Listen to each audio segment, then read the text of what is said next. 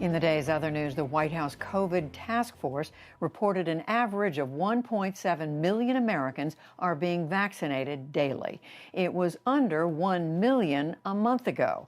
But the task force also said that Johnson & Johnson has only a few million doses of its vaccine ready to distribute once it's approved. In a town hall last night, President Biden projected that enough vaccine will be available to inoculate all Americans by the end of July. The UN Secretary General is pleading for a more equitable distribution of COVID vaccines worldwide. Antonio Guterres said today that just 10 countries have administered 75% of all vaccinations so far, and that 130 countries have received no vaccine. He called it wildly uneven and unfair. The rollout of COVID-19 vaccines is generating hope. But at this critical moment, vaccine equity is the biggest moral test before the global community. We must ensure that everybody, everywhere, can be vaccinated as soon as possible. Meanwhile, Japan finally launched its vaccination campaign, beginning with medical workers. The late rollout has raised concerns about whether Japan can be ready to host the delayed 2020 Summer Olympics this July. President Biden called in labor leaders today to lobby for his COVID relief package totaling $1.9 trillion. They met in the Oval Office, and the president told them that, quote, "It's not about the money, but about the nation's needs." Separately, he said that he had a good conversation today with Israel's Prime Minister Netanyahu. They had not spoken since Mr. Biden took office. Europe's top human rights court ordered Russia today to release opposition leader Alexei Navalny from prison. The court suggested that Navalny's life is in danger. Moscow rejected the ruling as, quote, crude interference in Russia's judicial system. Navalny's imprisonment has also triggered mass protests across Russia. NATO leaders are urging the U.S. to consult before leaving Afghanistan. President Trump's deal with the Taliban set May 1st as a deadline for pulling out the remaining 2,500 Americans. The Biden administration is reviewing that agreement. In Brussels today, the NATO Secretary General called for careful consideration. There are roughly 10,000 NATO troops in Afghanistan now, and the majority of them are not from the United States. And I think that demonstrates the value of NATO, also for the United States.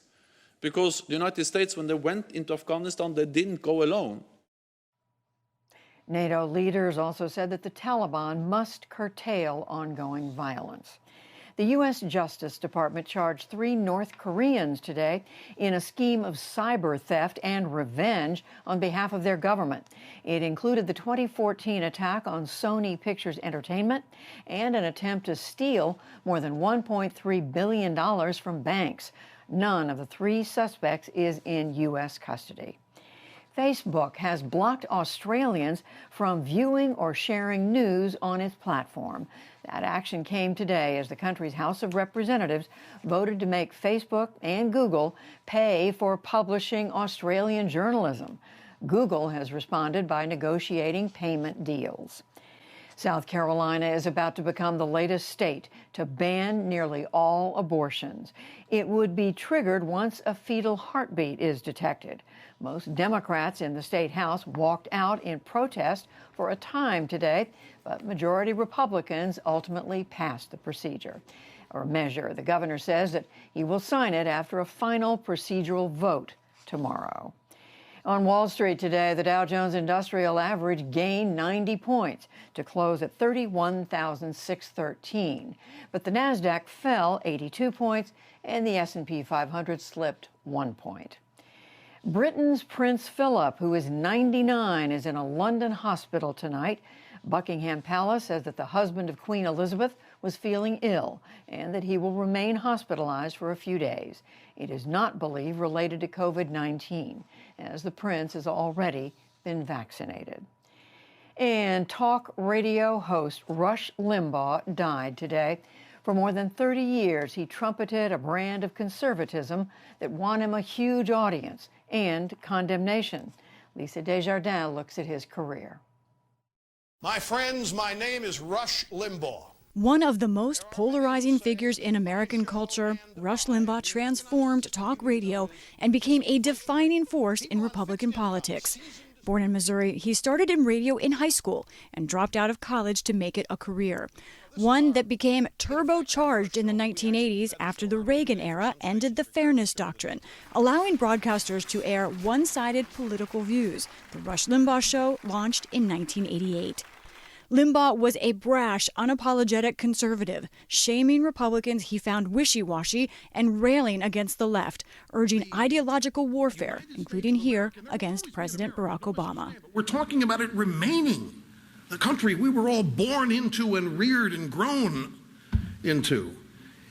And it's under assault. It's always under assault. But it's never been under assault like this from within before. And it's a serious, serious battle. But critics heard a voice for white male power.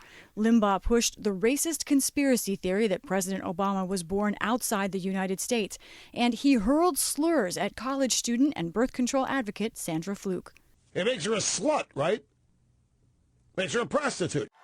Limbaugh's focus on culture war issues like immigration helped pave the way for Donald Trump. He was a unique guy, and he became a friend of mine. The former president called into Fox News today. In past months, Limbaugh amplified Mr. Trump's false claims of election fraud. Today, the former president stressed Limbaugh's support, including a call at the start of his campaign. When we came down the escalator, he liked my rather controversial speech. I made that speech that was a little bit on the controversial side, and he loved it. He was with me right from the beginning. Limbaugh announced his lung cancer diagnosis last February, and one day later, Mr. Trump awarded him with the Medal of Freedom, the nation's highest civilian award, during the State of the Union address. Rush Limbaugh, thank you for your decades of tireless devotion to our country.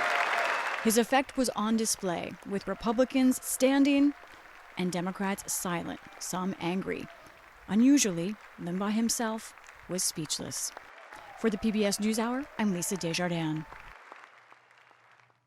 Rush Limbaugh was 70 years old.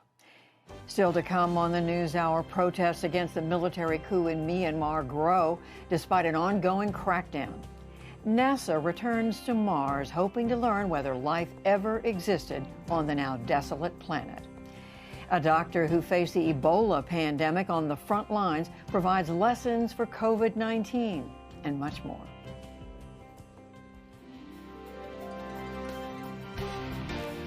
This is the PBS NewsHour from WETA Studios in Washington and in the West from the Walter Cronkite School of Journalism at Arizona State University.